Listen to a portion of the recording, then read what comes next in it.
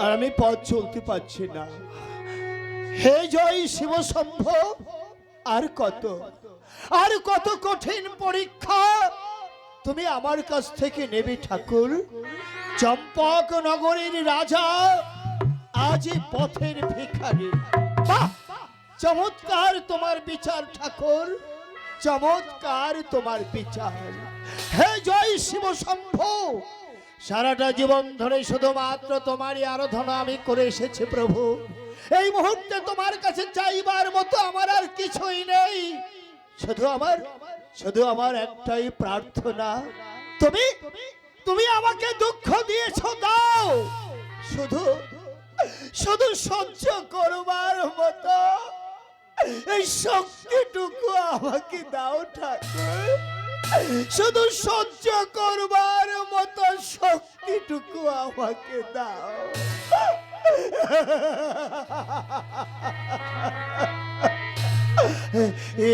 কি আমার চোখের সামনেটা আচমকা অন্ধকার হয়ে আসছে কেন?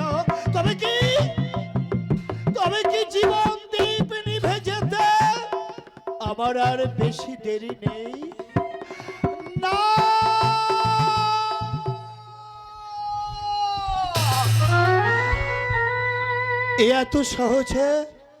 এত সহজে মৃত্যুর কাছে আমি মাথা নত করতে পারি না। আমি যে আমার প্রিয়াকে কথা দিয়ে এসেছিলাম, অতি অল্প দিনের মধ্যে আমি আবার তার কাছে ফিরে যাব। হে জয় শিব শম্ভ, সারাটা জীবন ধরে শুধুমাত্র তোমারই আরাধনা আমি করে এসেছি প্রভু। এই মুহূর্তে তোমার কাছে চাইবার মতো আমার আর কিছুই নেই। শুধু আমার শেষ প্রার্থনা, আমার মৃত্যুর পূর্বে হলেও প্রিয়া সনকার সঙ্গে যেন আমার দেখা হয়। এসব আমি কি ভাবছি? আজ তিনটে দিন আমি অনাহারে আছি, তাই হয়তো হঠাৎ করে মাথাটা ঘুরে গিয়েছিল। এইখানে বসে একটু বিশ্রাম করে নিলে আবার হয়তো সব ঠিক হয়ে যাবে। আমি তাই করি, আমি এইখানে বসে একটু বিশ্রাম।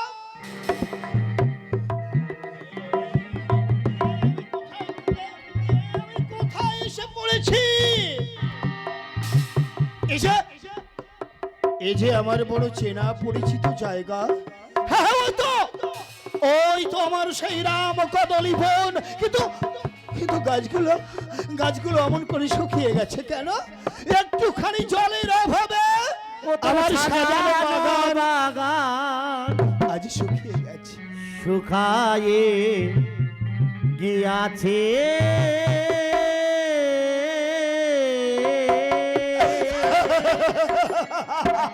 ও তোর সাজানো বাগান শুকায়ে গিয়াছে।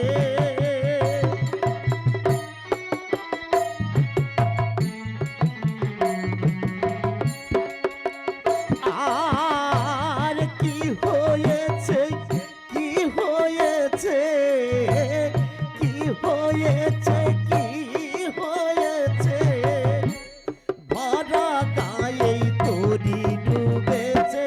না,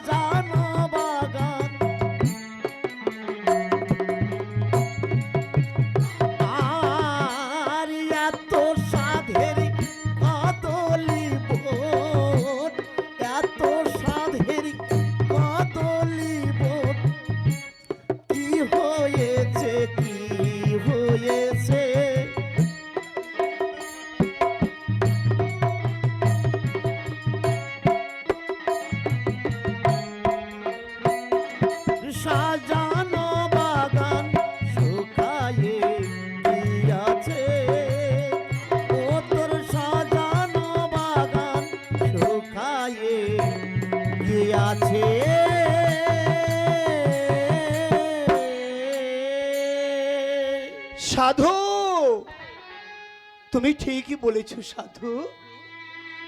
শুধু আমার সাজানো বাগান কেন, আমার আমার সংসার বাগানের সবকটি ফুলে তো আজ অকালে ঝরে গেছে। এই এই বিশ্ব সংসারের মাঝে আপন বলতে আমার আর কেউ নেই। এক এক করে ছয়টি পুত্র সন্তানকে আমি নিজ হস্তে বিসর্জন দিয়েছি সেই কালী দহের জলে। আসবে না ওরা, ওরা আর কোনোদিন আমার বুকে ফিরে আসবে না। ওদের মমতা মাখা কণ্ঠে আর আর কোনোদিন আমাকে বাবা বাবা বলে ডাকবে না। তাহলে তাহলে কাদের জন্য, তাহলে কাদের জন্য এখনো বেঁচে আছে চন্দ্রধর? তোর কি মরণ হয় না?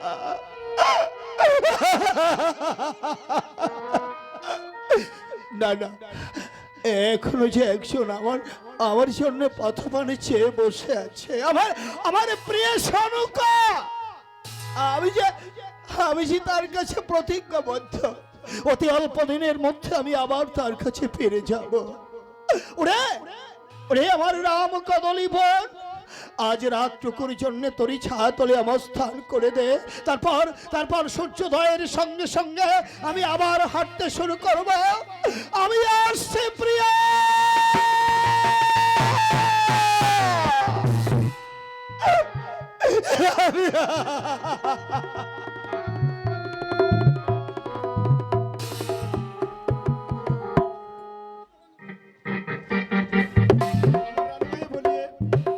रानी मैं राम को दिल में चुरा घुसने जो सर हम लोग पकड़ लिया।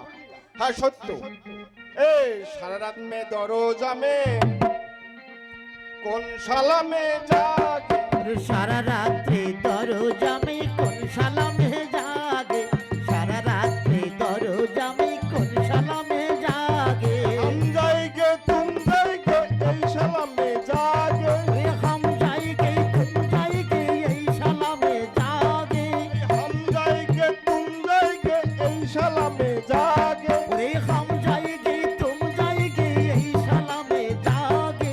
হয় না কেন লেটো লাঠি খায় না কেন বাগে, হয় না কেন লেঠো লাঠি খায় না কেন বাঘে।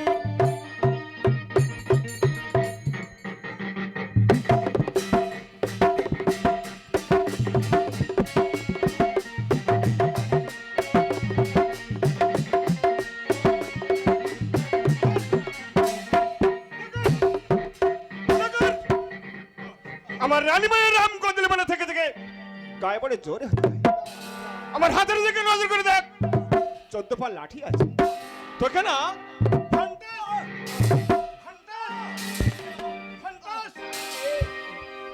কে তুমি বিনা অপরাধে আমাকে বন্ধন করে এমনি ভাবে নির্বিচারে প্রহার করছো? কে তুমি? শোন, আমি চম্পকনগর অধীশ্বর চন্দ্রকান্ত সৌদাগরের গৃহধারী রাম সিং জোবদ্দার। রাম সিং? ওরে রাম সিং, শুধু একটিবার ভালো করে আমার মুখপানে চেয়ে দেখ তো রাম সিং, তুই আমায় চিনতে পারিস কিনা? ওরে বিশ্বাস কর, আমি চোর নই, আমি ডাকাত নই, আমি তোদের সেই হতভাগ্য চাঁদ সৌদাগর। আমার রানীমায়ের কাছে চল, আমার রানীমা তোহার বিচার করে। মাথাটা ঘুরছে।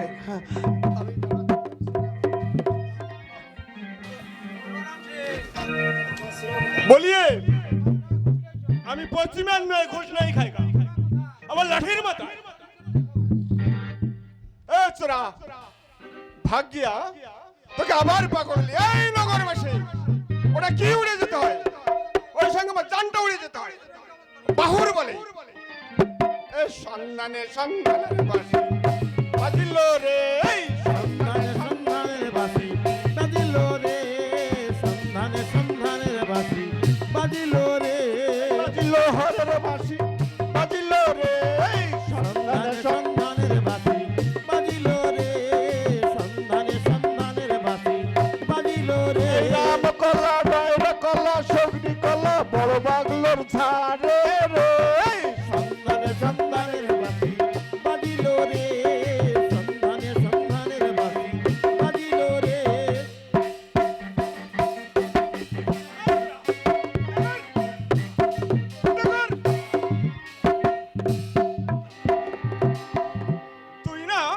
বড় বেঈমান আছিস তুই, না বড় বেঈমান আছিস। চুপ কর রে রাম সিং, চুপ কর। তোর মুখ থেকে ওই বেঈমান কথাটা উচ্চারণ করবার আগে তোর তোর হাতের ওই পাতপা লাঠিটা দিয়ে মারতে মারতে আমাকে একেবারে মেরে ফেল। তুই অন্তত আমাকে বেঈমান বিশ্বাসঘাতক বলে তিরস্কার করিস না। ওরে ওরে রাম সিং, তোর কি মনে পড়ে না সেই ছোট্ট বেলার কথা? মনে করে দেখ, ছোট্টবেলায় তুই পথে পথে ভিক্ষা করে বেড়াচ্ছিলিস, আর আমি সন্তান স্নেহে তোকে বুকে তুলে নিয়েছিলাম। সেখান থেকে আজ তোকে এতটা বড় করে তুলেছি, আর আজ বারবার বলার সত্ত্বেও তুই আমায় চিনতে পারছিস না। আমাকে বলছিস আমি বেঈমান, আমি বিশ্বাসঘাতক। এছাড়া তো ঠিকই বলিয়ে, একদিন আমার কেউ ছিল না, আমি ওই রাস্তায় রাস্তায় পাগলের ন্যায় ঘুরছিলাম। সেখান থেকে আমার পিতাজি কুড়িয়ে এনে আমাকে মানুষ করেছে। ঠিক আছে, চল আমার রানীমায়ের কাছে চল, আমার রানীমা তো আর বিচার করবে।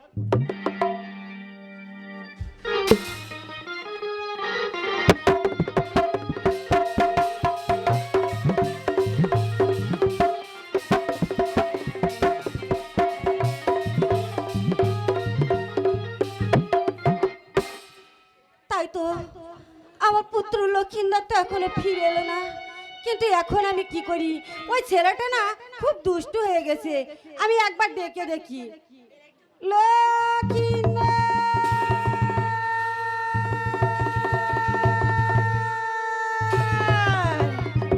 কই আমার ডাকে তো সাড়া দিল না। আজ বাড়ি আসুক না, আমি কথাই বলবো না। ঠিক আছে, আমি এইখানেই দাঁড়িয়ে থাকবো। ঔষ অনুরুদ্ধ বৃষ্টিরাজের অভিশাপে মহাদেবের আদেশে পদ্মাবতীর সঙ্গে এলো মর্তের বুকে। অনুরুদ্ধ জন্ম নিল চম্পক নগরে ঘর নামে চন্দ্রকান্ত সৌদাগর, তার স্ত্রী সনকার গর্ভে। নাম হলো স্বর্ণ লক্ষিন্দর। ঔষা জন্ম নিল নিশানী নগরে ঘর নামে সাইমান সৌদাগর, তার স্ত্রী অমেলার গর্ভে। নাম হলো বেহুলা। বেহুলা লক্ষিন্দরের শিক্ষা জীবন চলছে। এমনি করে কেটে গেল দীর্ঘ 12টি বছর। এবার দেখুন বেহুলা লক্ষিন্দরের জীবনের দীর্ঘ 12 বছর পরের ঘটনা। দেখি আমি আর একটিবার ডেকে দেখি, তাও আসে কিনা।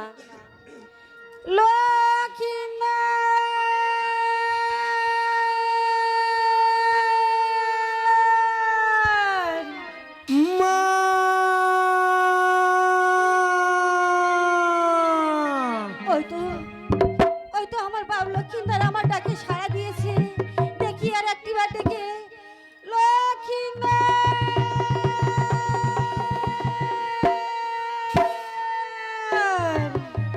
পিতা যে সাক্ষাৎ ভগবান, তাই মাতা ভগবতী। পিতা যে সাক্ষাৎ ভগবান, তাই মাতা ভগবতী। পিতা যে সাক্ষাৎ ভগবান, মাতা যে ভাই ভগবতী। তোমাদের দয়াতে এলাম ধরাতে, তোমাদের দয়াতে এলাম ধরাতে, তাই মাতা রবি শশী। পিতা যে সাক্ষাৎ ভগবান, তাই মাতা ভগবতী। কথাই বলবো না, আমি দেখবো ও কেমন করে থাকে আমার মা।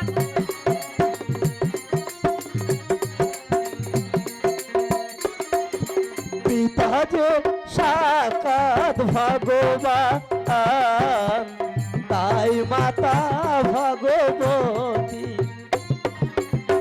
তোমাদের দয়াতে এলাম ধরাতে, তোমাদের দয়াতে এলাম ধরাতে,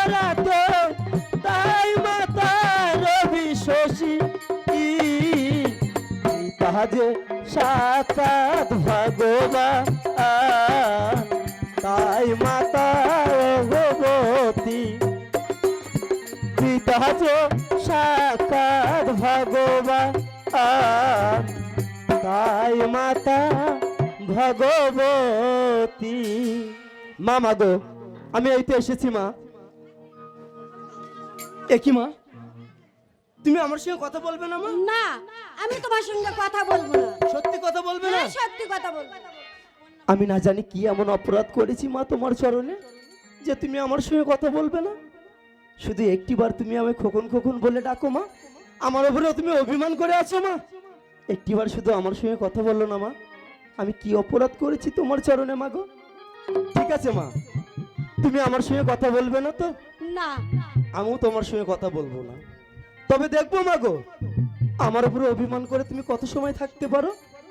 আমি যদি সত্যি তোমার গর্ভে জন্ম নিয়ে থাকি, আমি যদি সত্যি তোমার ছায়া তোমার মায়ায় মানুষ হয়ে থাকি, তোমার অভিমান আমি ঠিকই ভাঙাবো। আর তা যদি না পারি মা, আর কোনোদিন তোমাকে এসে মামা বলে ডাকবো না। আর কোনোদিন এসে বলবো না মা গো আমার ভীষণ খিদে পেয়েছে, আমায় কিছু খেতে দেবে মা।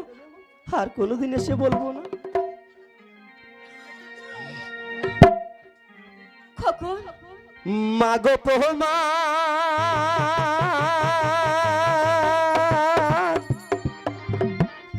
মনে প্রাণে, মাগো এত ভালো বাসা,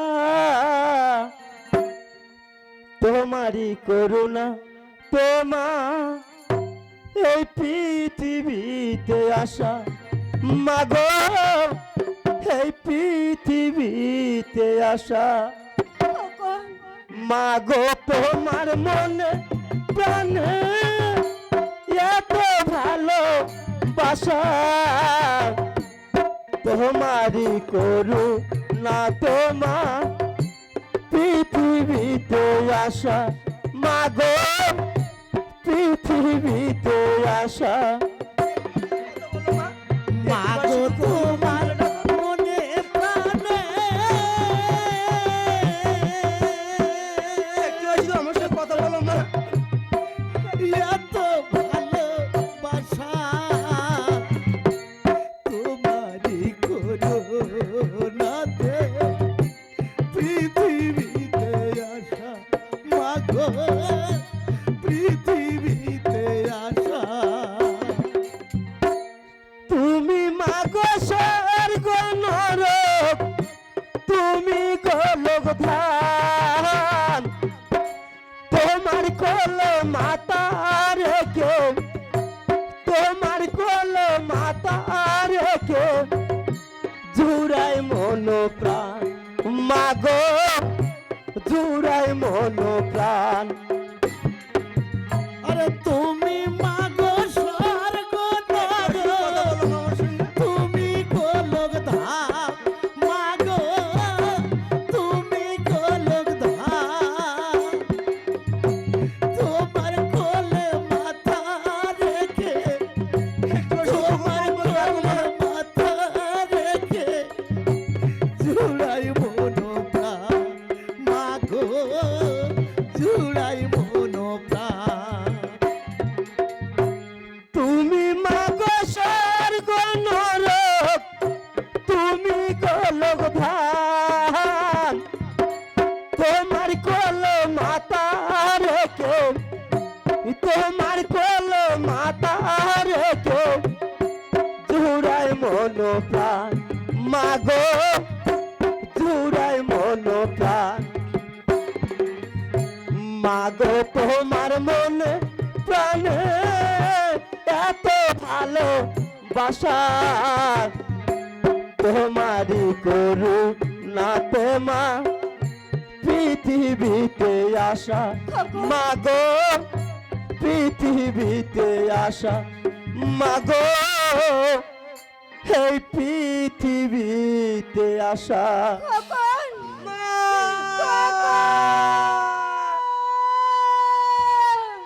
মাগো আমি জানি মা, তুমি যে আমার উপর অভিমান করে থাকতে পারবে না মা। আমার উপর তুমি অভিমান করেছো মা? হ্যাঁ, আমি তোমার উপরে অভিমান করব না? তুমি তো জানো তুমি একমাত্র নয়নের মণি আঁচলে ধন। তোমাকে না দেখলে তো আমি থাকতে পারি না বাবা। তুমি কি জানো না মা, এই জগতে তুমি ছাড়া যে আমার আর কেউ নেই মা, তুমি ছাড়া যে আমার কেউ নেই। তবে আজ তোমায় কথা দিলাম মা, আমি স্কুল থেকে আর কোনোদিন দেরি করে বাড়িতে আসবো না। আমার স্কুল ছুটি হয়ে গেলে আমি সোজা তোমার কাছে চলে আসব। তবে মা, আমার যে ভীষণ খিদে পেয়েছে, আমায় কিছু খেতে দাও। তোমাকে কিছু খেতে দেবো? তোমার রাম সিং দাদা চোর ধরতে গিয়েছে, চোর ধরে আসলে সবাই একসঙ্গে খেতে যাবো। দাদা চোর ধরতে গেছে মা? ঠিক আছে মা, তুমি দাদাকে চোরকে কেমন করে শাস্তি দাও আমি দেখে তারপরে খাবো। ঠিক আছে, এখানে বসো, তোমার দাদা চোরকে ধরে নিয়ে আসে। এই ধরেছি চোর আমি চাঁদ বেনের খেলা বনে, ধরেছি চোর আমি চাঁদ বেনের খেলা বনে, এই ধরেছি চোর আমি চাঁদ বেনের খেলা বনে, ধরেছি চোর আমি চাঁদ বেনের খেলা বনে, নগরবাসী গো, তো ধরেছি নগরবাসী গো, এ চোরের বাড়ি কোথায়? ধরেছি চোর আমি চাঁদ বেনের খেলা বনে, ধরেছি চোর আমি চাঁদ বেনের খেলা বনে। রানীমা দেখে নিন চোর আছে কি কোন আছে। মাগো, আজ কিন্তু তুমি চোরকে হ্যাঁ, উচিত শাস্তি দেবে মা।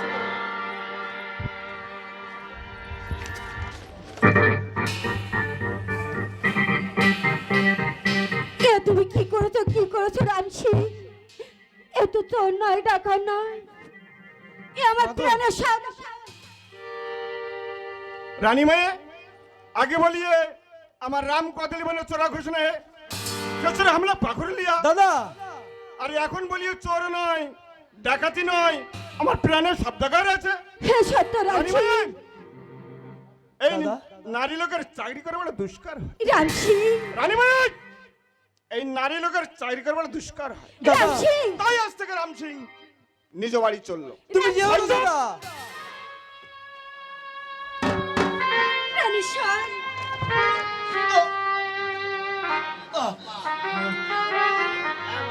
কি ডাকে আমায়?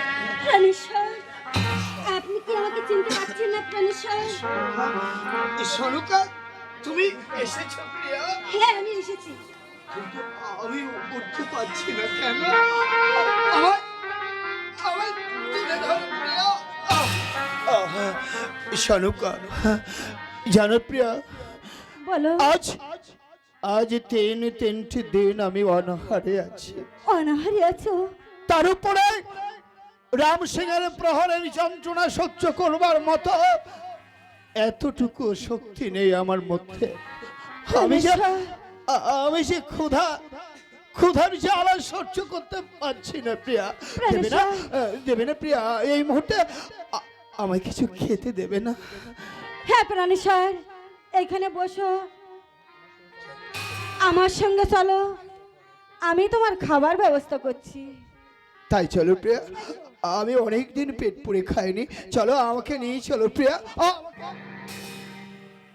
শালুকা, তোমার পর্যায়ে দাঁড়িয়ে থাকা ওই পুত্র সন্তানটি কে? ওকে তো আমি ঠিক চিনতে পারলাম না। প্রাণেশ্বর, এই যে আমার পুত্র। চুপ করো! একে এই মুহূর্তের মধ্যে আমার সর্বাঙ্গে করে শতবর্ষের ধ্বংসন আমি অনুভব করছি। কেন না? এ হতে পারে না শালুকা, এ অসম্ভব। আজ দীর্ঘ 12টি বছর অতিক্রান্ত হয়ে গেছে, আমি বাণিজ্য যাত্রা করেছিলাম, তাহলে তার মধ্যে তোমার গর্ভে পুত্র সন্তানের জন্ম হলো কি করে? বলো তুমি ওকে কেমন করে পেয়েছো? দেবীর বরিয়া?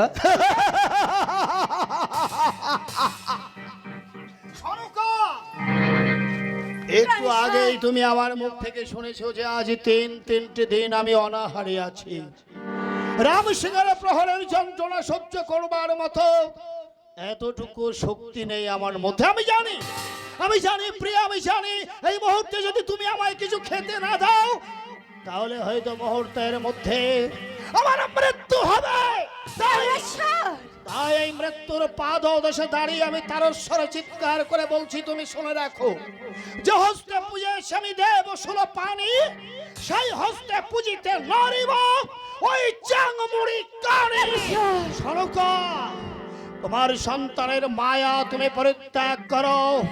এই মুহূর্তে মনে হচ্ছে আর 6-6টি পুত্র সন্তানের মতো করে ওকেও আমি ওই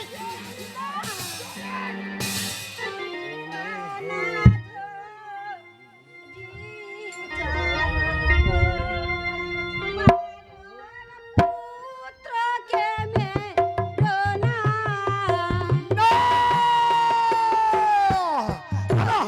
এ হতে পারে না, ওকে আমি আমার সন্তান বলে স্বীকার করি না। অনাথ বিচরণ করি বারণ, পুত্রকে মেরো না। সনকা,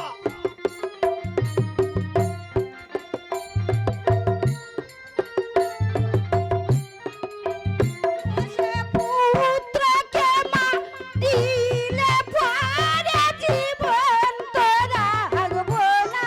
হে জয় শিব শম্ভু, তুমি আমায় বলে দাও ঠাকুর, এখন আমি কি করব, আমি কি করব?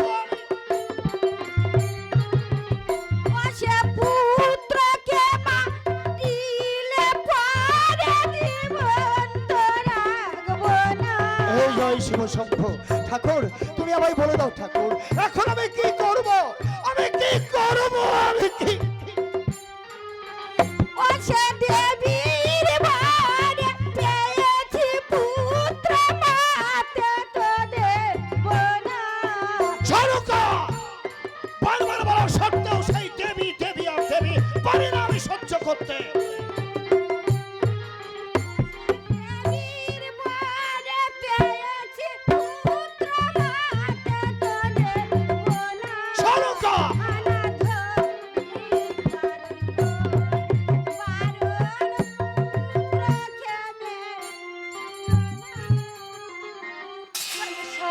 সনকা, পুত্রকে মেরো না।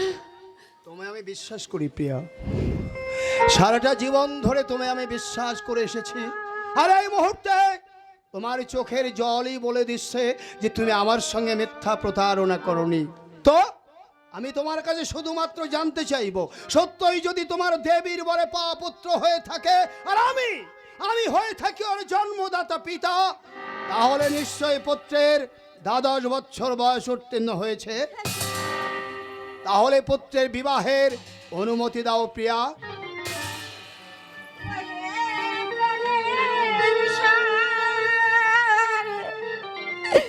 ধরি তব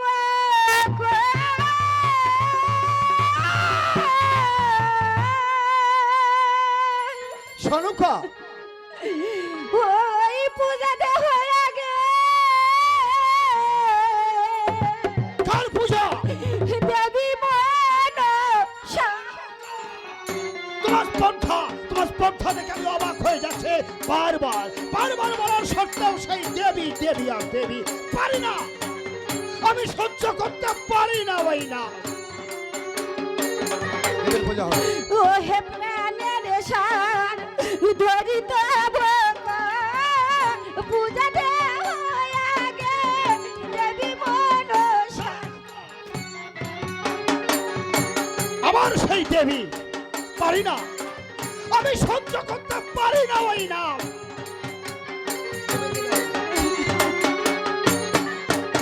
সে দেবীর পূজা হলে পূজা হবে। বিয়ে দেব ছেলে তার খোপে নাহি জানিস করি না। ও হে প্রাণের সার সনকা, বারবার বলার সত্ত্বেও তুমি সেই একই দেবী দেবী নামটা উচ্চারণ করে চলেছ।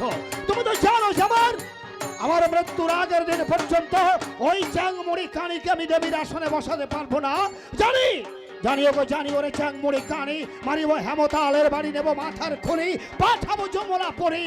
পূজারি ছলনা আমায় বলো না সনকা, বরং অন্য কিছু বলতে পারো আমায়। সাতটা তো হারিয়ে গেল যাও। ছায়া পুত্র মলে সোনার পুরি আজ হলো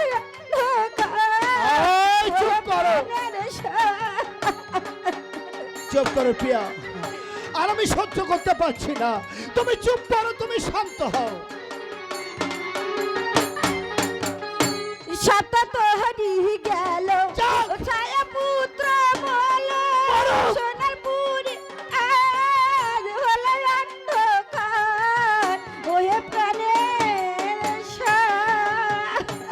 শানুকা,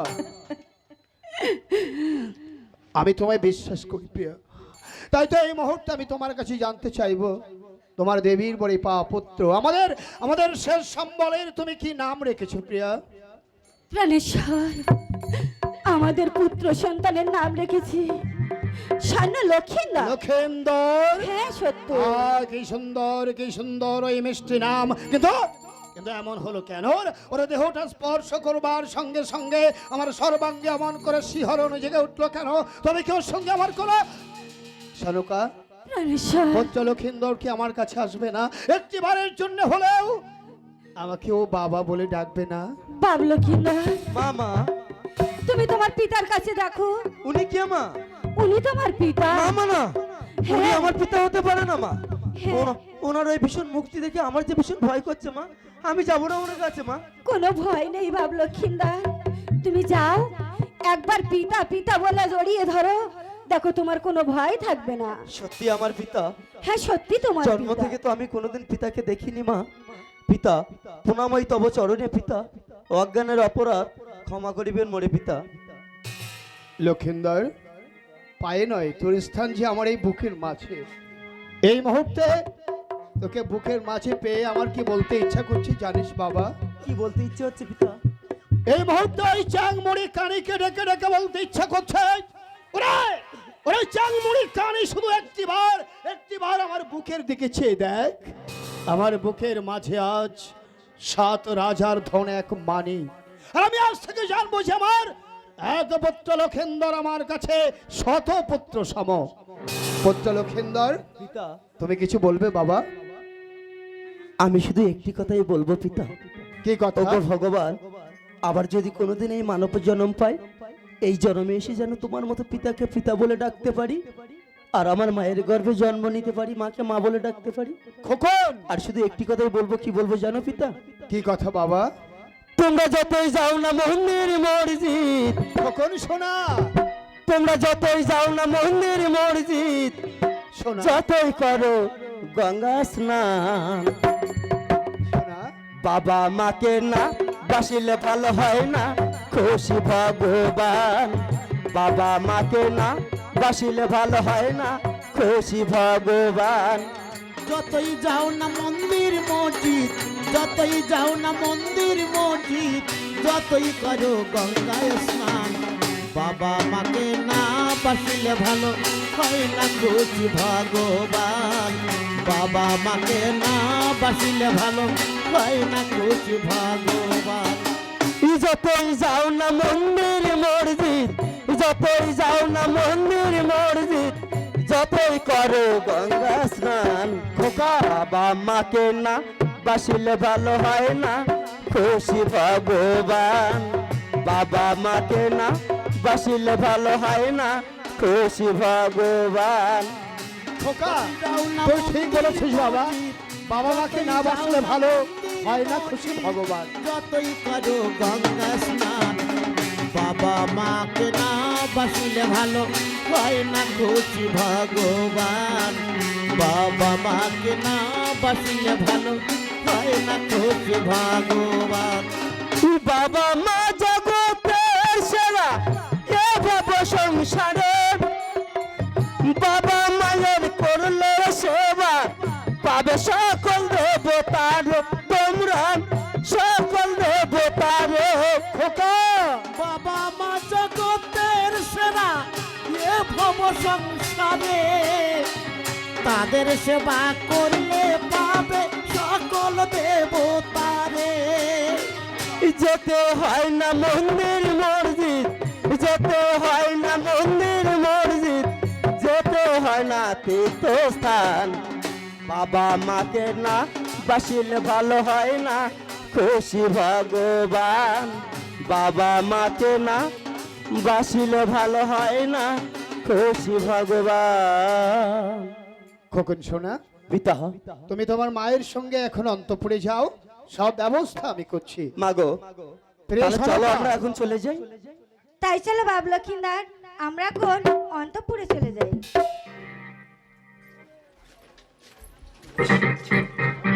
লক্ষিন্দর, আহ কি সুন্দর, কি সুন্দর ওই মিষ্টি নাম। কিন্তু কিন্তু এমন হলো কেন? ওর দেহটা স্পর্শ করবার সঙ্গে সঙ্গে আমার সর্বাঙ্গে অমন করে শিহরণ জেগে উঠলো কেন? তবে কি ওর সঙ্গে আমার কোনো রক্তের সম্পর্ক?